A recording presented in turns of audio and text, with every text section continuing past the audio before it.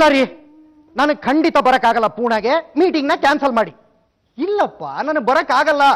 ನನಗೆ ಮನೆ ಶಾಂತಿ ಮುಖ್ಯ. ಎಷ್ಟು ಲಕ್ಷ ಲಾಸ್ ಆದ್ರೂ ಪರವಾಗಿಲ್ಲ. ಖಂಡಿತ ಖಂಡಿತ ಮೀಟಿಂಗ್ನ ಕ್ಯಾನ್ಸಲ್ ಮಾಡಿ ಅಷ್ಟೇ. ಏನು ಇದು ಲಕ್ಷಾಂತರ ರೂಪಾಯಿ ಅಂತಿದ್ಯಾ, ಬರಕ್ಕಾಗಲ್ಲ ಅಂತಿದ್ಯಲ್ಲ, ಏನು ವಿಷಯ? ನೋಡ್ರಿ, ನನ್ನ ಡಿಸಿಷನ್ ಫೈನಲ್. ಫೋನ್ ಇಡಿ ಅಷ್ಟೇ. ಏನಾಯ್ತು ಅಜ್ಜಿ? ನೋಡು, ನಾನು ಪೂನಾಗೆ ಹೋಗಿ ಕೂತ್ಕೊಂಡ್ರೆ ಹರಿದ್ವಾರಕ್ಕೆ ಯಾರು ಹೋಗೋರು ನೀನೇ ಹೇಳು? ಹರಿದ್ವಾರಕ್ಕ? ಅಕಾಲ ವೈರಾಗ್ಯ ಯಾಕೋ? ಈ ವಯಸ್ಸಲ್ಲಿ ಯಾಕೆ ಹರಿದ್ವಾರಕ್ಕೆ ಹೊರಟಿದ್ಯಾ?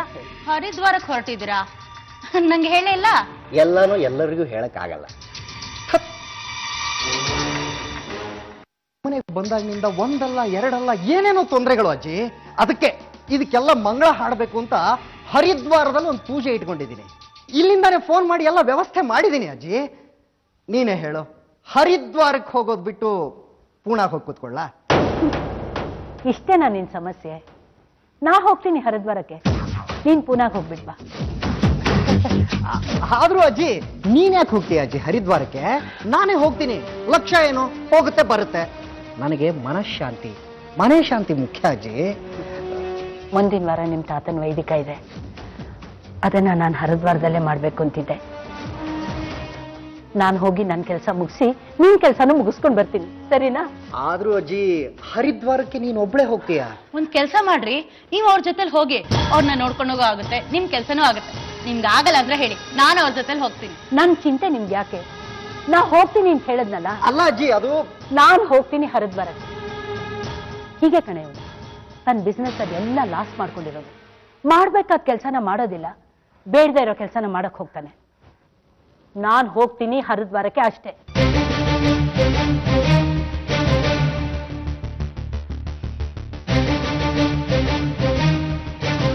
ಹಿಂದೂ ಮುಂದು ಗೊತ್ತಿಲ್ಲದೆ ಎಲ್ಲದಕ್ಕೂ ಮೂತಿ ತೋರಿಸಿದ್ರೆ ಗುದ್ದು ಬಿಡ್ತೀನಿ ಮೂತಿ ಮೇಲೆ. ನಂಗೆ ಗೊತ್ತಿಲ್ದೇನೆ ಏನೋ ಮಸರತ್ ನಡೀತಾ ಇದೆ. ಎಲ್ಲಿ ಹರಿದ್ವಾರ, ಎಲ್ಲಿ ಪುಣೆ ವಿಷಯನ ಮೊದಲೇ ನಂಗೆ ಹೇಳಿದ್ರೆ ನಿಮ್ ಡ್ರಾಮಾದಲ್ಲಿ ನಾನು ಸಾಥ್ ಕೊಡ್ತಿದ್ದೆ.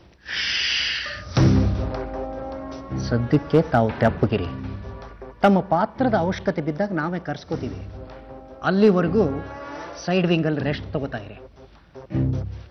ಮೊದಲೇ ನಂಗೆ ಹಿಂಟ್ ಕೊಡದೆ ಇದ್ರೆ ಆಮೇಲೆ ಪ್ರಾಬ್ಲಮ್ ಆಗುತ್ತೆ, ಹೇಳ್ತಾ ಇದ್ದೀನಿ.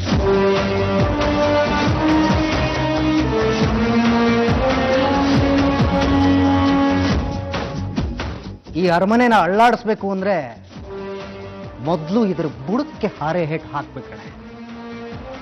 ಈಗ ಮೊದಲೇ ಏಟ್ ಹಾಕಿದ್ದೀನಿ, ಮುಂದೆ ನೋಡ್ತಾ ಇರೋ ಈ ಪದ್ಮನಾಭನ ಪಗಡೆ ಆಟ.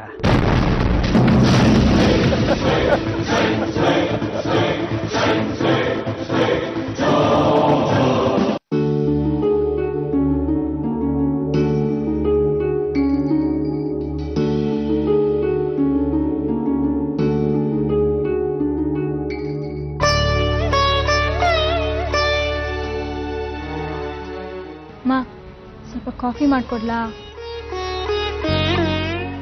ಶುಂಠಿ ಕಷಾಯ ಮಾಡ್ಕೊಡು ಭಾವನಾ. ಆಯ್ತು ಶಾರದಕ್ಕ.